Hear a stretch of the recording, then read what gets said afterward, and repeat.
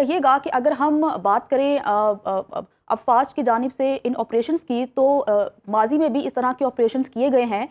सन 2014 में भी ज़रब-ए-अज़्ब के नाम से ऑपरेशन किया गया था, लेकिन उस वक्त शिमाली वज़ीरिस्तान में टीटीपी, अलकायदा और दीगर जो शिद्दत पसंद तंजीमें थी वो मुनज़्ज़म थी और वहाँ पर हुकूमती रिट नहीं थी। लेकिन कंपैरेटिवली देखा जाए तो मुबसरीन कहते हैं कि अब सिक्योरिटी सूरत हाल माजी से बेहतर है।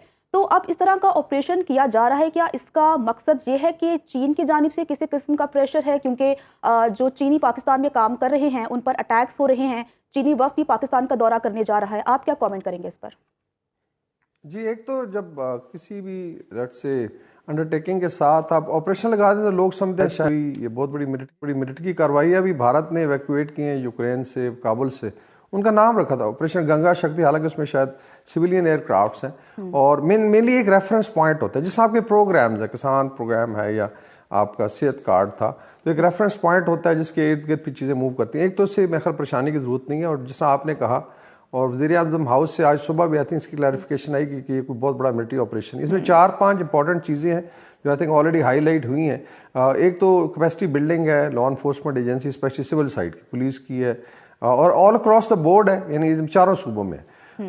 उसमें जो है फिर कोऑर्डिनेशन है, जैसा नेक्टा है आपका एक सिविल इदारा है जो टेररिज्म को बेसिकली उसके लिए बना था APS के अटैक के बाद, तो उसको फाल किया जाना है और जो नेशनल एक्शन प्लान था उसके 20 पॉइंट्स हैं, उस पर अमल है।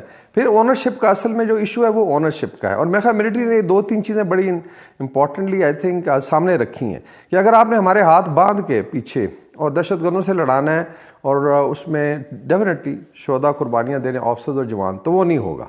इट्स वेरी क्लियर कि ओनरशिप अगर नहीं है तो हम फिर चले जाएंगे बॉर्डर्स पे, वेस्टर्न बॉर्डर और ईस्टर्न बॉर्डर जो हमारी ड्यूटी है कंट्रोल, बाकी जो है दहशतगर्दी संभालें। आप सियासतदान आएँ आगे, जिससे नेगोशिएट करना है करें, फिर आप जो है ले आएँ पुलिस और लेवीज़ को, और जो सिविल एडमिनिस्ट्रेशन है वो संभालें। क्योंकि अभी लोगों ने लगाई हुई जी कि KP में 4 लाख टूरिस्ट आए और कुछ नहीं हुआ, तो अगर इतने अच्छे हालात हैं तो प्लीज़ आप संभालें और and we'll do our duty. ये नहीं हो सकता कि हमारे हाथ बांध के आप हम लेट्स से नुकसान भी हो, ऊपर से हम बातें भी सुने और लीगली भी कोई सपोर्ट नहीं है। भारत का मैं मिसाल दे दूं, जब भी वो गई है इंडियन आर्मी, चाहे ऑक्यूपाइड कश्मीर है, नॉर्थ ईस्ट में स्पेशल लॉज हैं, एस्फा है, उसके बाद पोटा है, उसके तहत वो जाते हैं, पूरी इम्यूनिटी होती है और फुल्ली इनिशिएटिव दिया जाता है। तो एक आई थिंक ये बड़ा एस्पेक्ट क्लियर है, उस पर मेरा ख्याल है जो पोलिटिकल गवर्नमेंट उसने एग्री किया। नंबर 3 आ जाता है कि लीगल जो इशू बने हुए, हमारी अपनी मिसालें फैमिली में, और अपने बच्चे हैं फ़ौज में जो 100 तालिबा TTP के दहशत पकड़ के दिए हैं उन्होंने मुख्तलिफ ऑपरेशन में, और उनको किसी न किसी तरीके से रिलीफ मिल जाता है। 80% लोगों को छोड़ दिया जाता है और फिर उनकी आई थिंक वो इनकरेज होते हैं जी कि ये हालत है जुडिशल सिस्टम की। हमारा जुडिशल सिस्टम मैं उस तरह क्रिटिसाइज नहीं कर रहा, लेकिन 1880s का है माइंड यू, ये ब्रिटिश कॉमन लॉ पे बेस्ड है, और जो भी कानून शहादत वगैरह, अभी दुनिया बहुत आगे चली गई है। आपको पता है US में पूरा डिपार्टमेंट ऑफ होमलैंड सिक्योरिटी बनाना पड़ा उन्हें टेररिज्म के लिए, कंट्रोल किया। तो एक ये है, इसमें आई एम श्योर पार्लियामेंट ने ही करनी है रिफॉर्म्स, और उसमें कॉन्फिडेंस में लिया जाएगा। फिर उसके बाद एक और इम्पॉर्टेंट चीज़ जो आपने मेंशन की वो है चाइनीज़ इन्वेस्टमेंट या कोई भी फॉरेन इन्वेस्टमेंट। इसमें मिडिल ईस्ट की इन्वेस्टमेंट आनी है बिलियंस ऑफ डॉलर की। CPEC 2 ने लॉन्च होना है, ऑल दो वो दोनों तरफ, लेकिन इंडस के जो वेस्ट वाली साइड है KP और बलूचिस्तान में ज़्यादा प्रोजेक्ट्स हैं। तो क्या ऐसे उनको छोड़ दिया जाए और टेररिस्ट अटैक होते रहे? तो साफ ज़ाहिर है आपने अपने दोस्तों को रीअश्योरेंस देनी है। तो मेनली आई थिंक ये 4-5 इसके पॉइंट्स हैं, ऐसे शोर गोगा मचाएगा। दूसरा मुझे अफसोस होता है कि ऐसे लगता है कि जो अपोजिशन है, मतलब उनको पता ही नहीं है कि पिछले 2 साल में क्या होता है। हमें ब्रीफ नहीं किया गया। क्या आपको पता नहीं तालिबान 2 आने के बाद स्टेप अप हुए हैं अटैक्स, उसमें फौज लड़ रही है, लॉ इन्फोर्समेंट पुलिस ने बड़ी कुर्बानियां दी हैं, IG लेवल तक लोग शहीद हुए।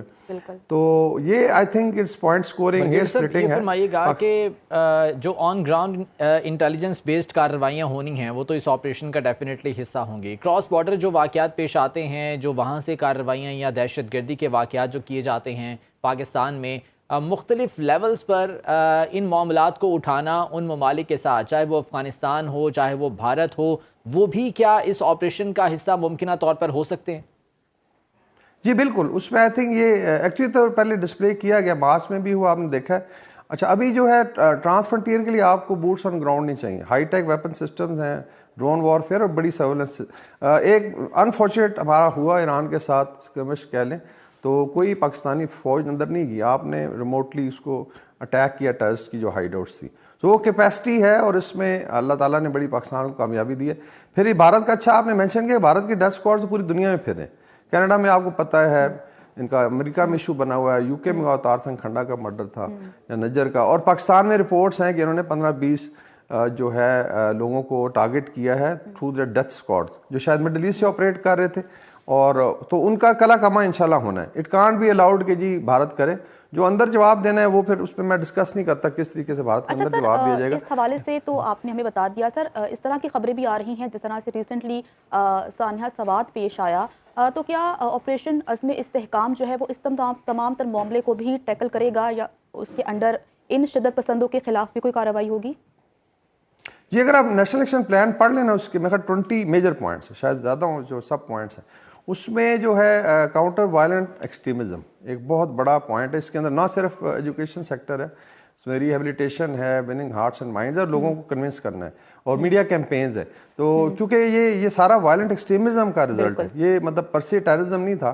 जिससे आपने देखा कि लोग किसी शख्स को भी पब्लिक ट्रायल करके जिंदा जला, इट्स वेरी अनफॉर्चुनेट। साल में 1-2 दफ़ा होता है पूरे पाकिस्तान की, आई थिंक आप कह लें कि जगनसाई भी होती है और बदनामी होती है। तो आई थिंक ये सारी चीज़ नेशनल एक्शन प्लान के तहत ऑलरेडी 2014 में इस पर कॉम्प्रिहेंसिव इम्प्लीमेंटेशन का इशू है, ओनरशिप का है, तो ये चीज़ें भी कवर होंगी।